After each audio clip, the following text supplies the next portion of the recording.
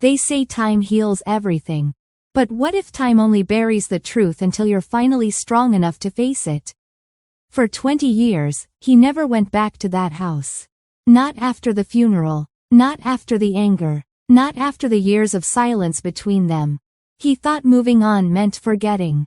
But the day he returned, the day he opened that dusty drawer, everything he had buried came back to life. Inside was a letter, sealed and yellowed with age. His name written in her handwriting, the one he used to see on lunch notes and birthday cards. And for the first time in 2 decades, her voice spoke again. This isn't just a story about a mother and son. It's about the words we never say, and how they find us anyway. It's about the truth that waits for us in the quiet corners of our past. Because sometimes, the greatest messages of love aren't sent to be received right away. They're sent for the moment we finally have the heart to understand them. He had always avoided that room. The one with the scent of old paper and faded perfume. The one where she used to sit by the window, humming softly to herself while pretending not to notice him leaving. For years, he told himself there was nothing left there. Just memories too heavy to touch. But that afternoon, when the light hit the window just right, something drew him in. He walked across the creaking floor, brushing away the dust from a drawer she never let him open. And there it was, a single envelope, sealed, with his name written in a trembling hand. For a moment, he couldn't move. The air thickened, all the noise of the world, the traffic outside, the ticking clock, the sound of his own breathing, faded into silence. It was the kind of silence that doesn't just fill a room, it fills your soul. He sat down, staring at the letter like it was alive. The edges were yellowed, the ink slightly blurred, proof that time had tried to erase it. But time had failed. Some messages aren't meant to disappear. They wait, patiently, until we're ready. And as he held it, one thought echoed through him. Why now? Why had he found it after 20 years? Why had she left it hidden, instead of giving it to him when she was still alive? He realized the answer wasn't in the letter yet, it was in the silence itself. Because sometimes, love doesn't reach you when it's sent. It reaches you when you've finally stopped running from the sound of your own heart. When he finally opened the envelope, the paper inside crackled like it remembered being touched. Her handwriting was uneven, fragile, as if each word had been wrestled from a fading strength. The first line stopped him cold. My son, if you're reading this, I am no longer there to defend myself, and maybe, that's how truth finally speaks. He felt his chest tighten. Every sentence seemed to walk the thin line between apology and confession. She wrote of her failures not as excuses, but as mirrors, each one reflecting a version of herself she wished he could have known. She admitted to pushing him too hard, mistaking control for care. She confessed to loving him in ways that sometimes looked like anger, because fear often dresses itself as discipline. And beneath it all, she wrote the words no parent ever says out loud. I didn't always know how to love you right. But I loved you with everything I had left. He paused, not to think, but to breathe. The letter was breaking something open inside him, something he didn't even know was still locked. He remembered the slammed doors, the words that cut deeper than either of them realized. He remembered his teenage pride, how he walked away and never came back. The letter wasn't asking for forgiveness.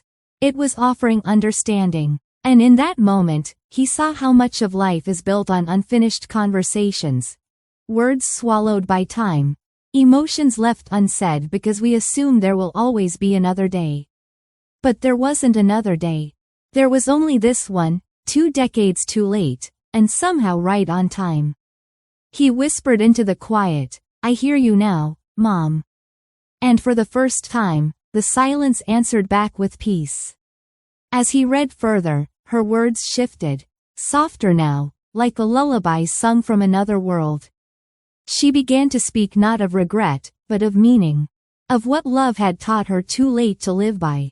You'll understand this when you're older, she wrote, that a mother's love isn't measured by how much she gives, but by how deeply she keeps believing in you, even when she no longer understands you.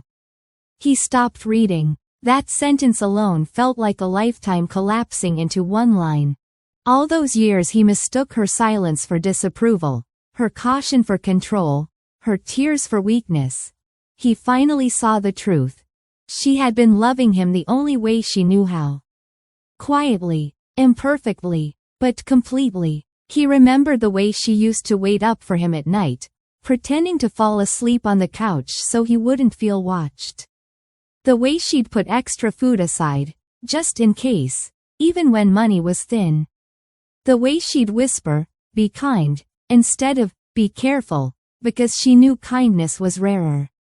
Her letter wasn't a monument of sorrow, it was a map.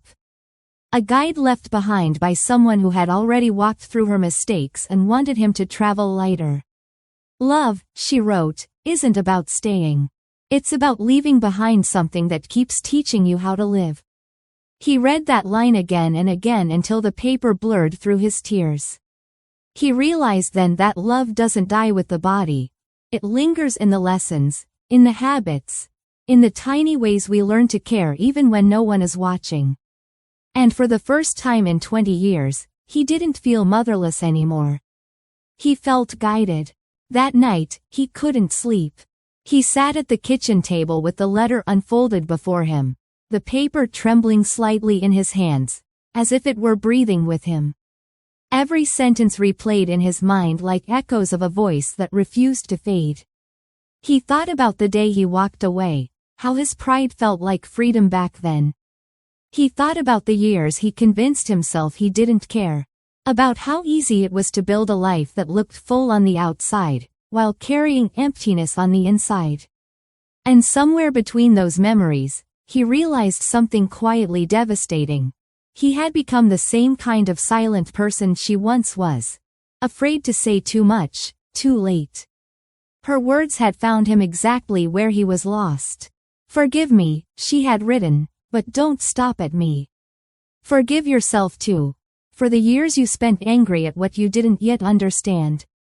He closed his eyes, and for the first time, he allowed the grief to move freely, not the kind that demands answers, but the kind that finally makes peace with them. He understood that forgiveness isn't about the past, it's about reclaiming your ability to love in the present.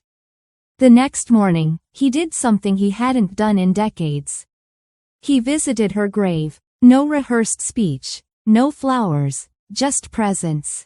He placed the letter on the ground and whispered, "You can rest now. I get it." The wind moved gently through the trees, almost like a response. He smiled, realizing that closure doesn't come when the story ends. It comes when you stop fighting the truth it's been trying to tell you. That day, something within him shifted. The anger softened. The distance closed. The silence finally broke. Years passed. The letter, once fragile and yellowed, now lived inside a small frame on his bookshelf, beside a photo of her younger, smiling, and alive. Every so often, he would take it down, unfold it gently, and read it aloud. Not to himself, but to the child who now called him Dad. He never changed her words. He never softened them or shortened them. Because he understood something now. Truth shouldn't be edited to make it easier to feel.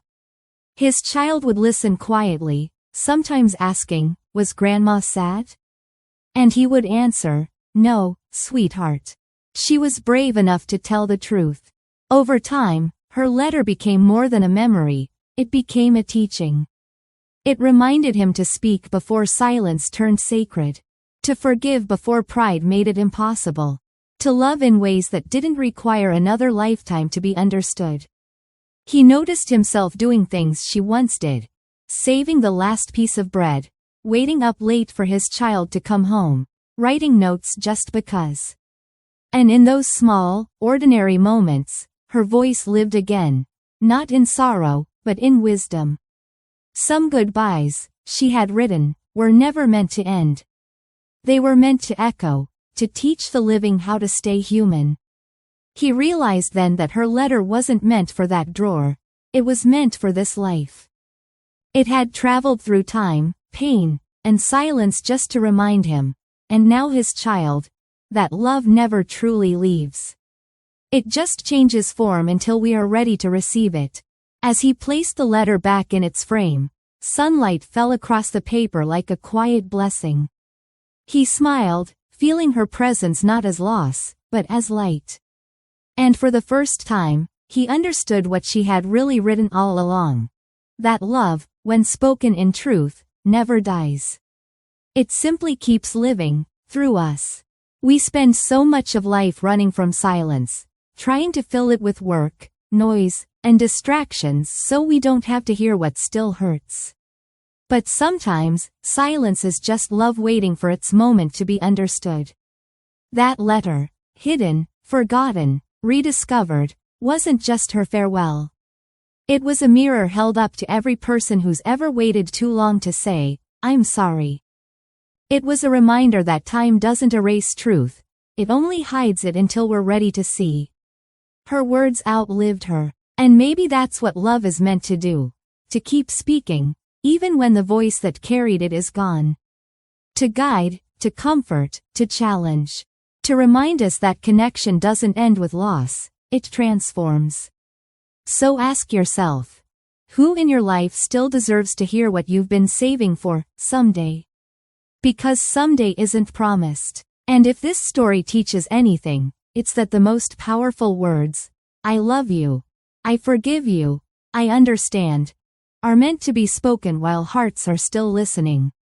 He found the letter 20 years too late. But he read it right on time.